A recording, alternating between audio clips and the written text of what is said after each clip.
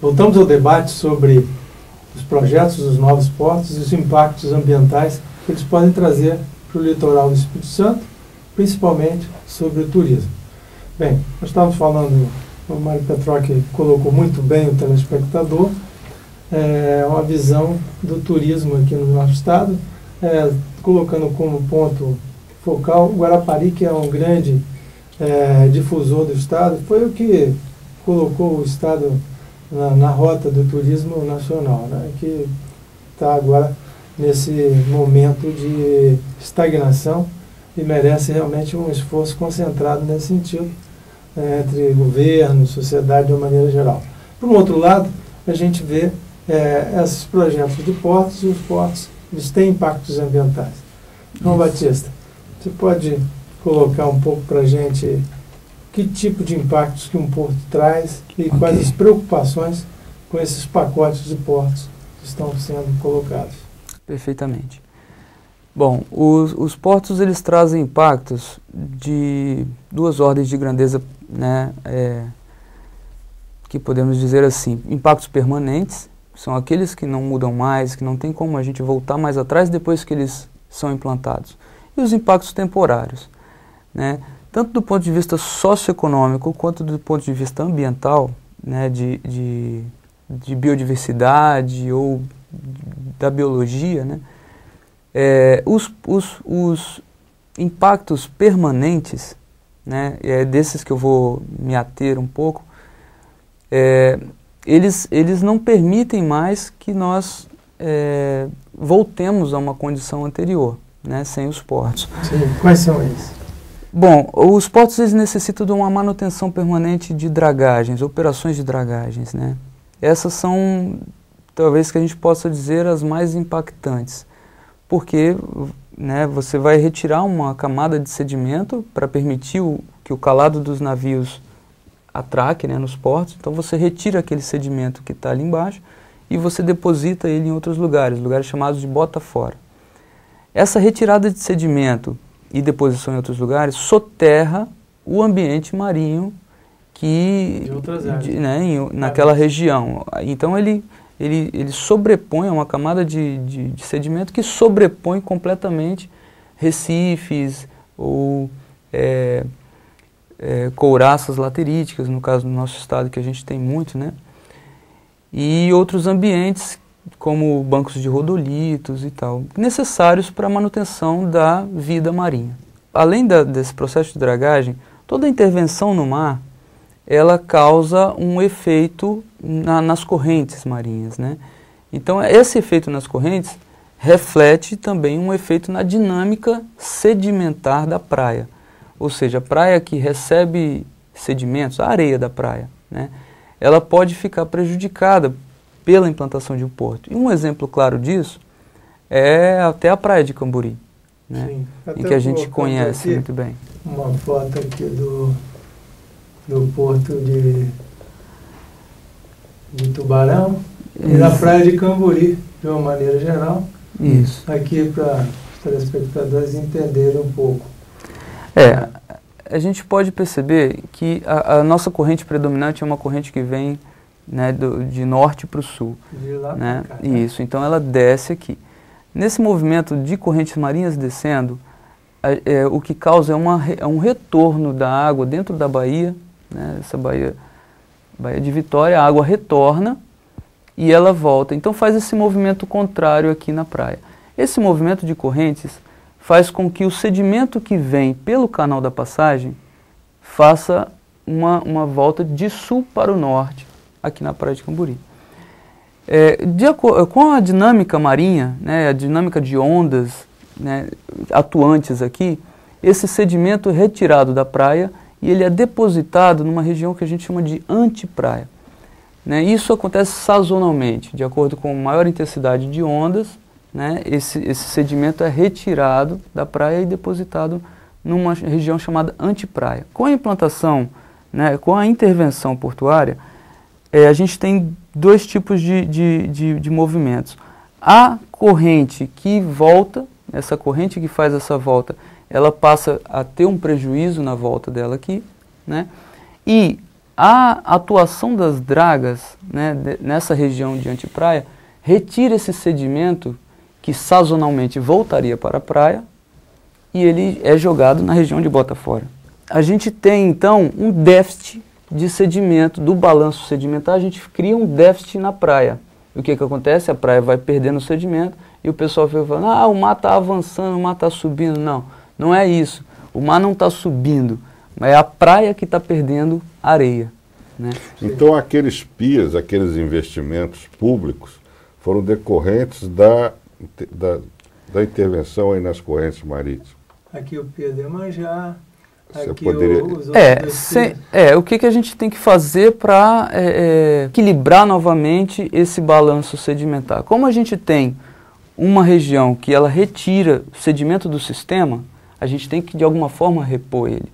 Então foi feito, na época, um grande projeto de engordamento de praia, que a gente chama, que é você pegar sedimentos de outras regiões, qualquer, com um tamanho de grão maior, mais pesado, que ele não saia facilmente da praia, né? E você joga lá, traz os caminhões e tal, e joga na praia. Você vai engordando essa praia. Como o grão que você selecionou, ele é maior, mais pesado, esse balanço sedimentar, essa retirada, ela demora mais. Então ela perpetua mais ao longo do tempo. Mas provavelmente, num cenário futuro, nós vamos ter que refazer o engordamento da praia, porque ele continua perdendo sedimento. Quer dizer, aqui a gente, eu já tenho mais idade, o Petroc também, a gente viu como que a praia de Cambori, o primeiro Cambori, ele começou a sofrer erosão, principalmente depois que foi feito a ruptura do cordão de arrecifes aqui, né? Que para a construção do canal de acesso, que é esse cordão de canga, né, laterítica ali, né, aquelas, sei. Aqueles arrecifes que existiam ali, que parece que ampliou o processo erosivo. Aí começaram vários projetos assim, às vezes de leigos, né, pessoas jogando gavião, jogando pedra, foram milhões que foram investidos ali, né, de recurso público, né, quer dizer, nós pagamos. Exatamente. Esse foi a gente tem esse balanço sedimentar, ele pode ser afetado, né, não só por intervenções portuárias, mas, por exemplo, a gente tem um exemplo claro em Marataízes, e se eu não me engano aqui no estado a gente tem cerca de 25 praias com problemas de erosão, né? Nem todas estão relacionadas a portos, mas é muito em função da ocupação humana na praia, né? E em lugares, por exemplo, a duna primária, onde o pessoal coloca geralmente os quiosques e constroem a pista beira-mar, né? A estrada beira-mar. Ali em cima é uma região, é um depósito sedimentar natural, né? Que a gente chama de duna primária, uma duna frontal ali da praia. Até por isso mesmo que existe aquela resolução do CONAMA, né, dos 300 metros, né, de afastamento da praia-mar, prevendo esse recuo e afastamento do mar processo. Exatamente. Você me permite um detalhe? Claro. A questão do porto aqui de Tubarão, Praia Mole, não afetou só as correntes marítimas. Isso provocou um processo de migração social aqui no Espírito Santo fortíssimo, né? E sem nenhum planejamento. Então, por exemplo, o bairro São Pedro foi uma ocupação no manguezal, no canteiro de obras aqui, a siderúrgica de Tubarão, etc. Ou seja, o poder público, esse canteiro de obras criaram um processo de migração social não controlado. Imagina fazer esgoto, água dentro do mangue, né? Lá em São Pedro aconteceu isso, né? Aliás, nós até brincando, ficaria mais barato para o poder público comprar a Ilha do Frade e oferecer para esses invasores, que ficaria mais barato que fazer a urbanização do mangue. Exatamente. Se investiu de aterro e recalque, até infraestrutura. Eu fiz essa observação porque esses investimentos previstos ao longo da costa terão também canteiros de obras, terão também operários, terão diversos processos de migração social. Isso. Quando se falava na siderúrgica lá de Ubu,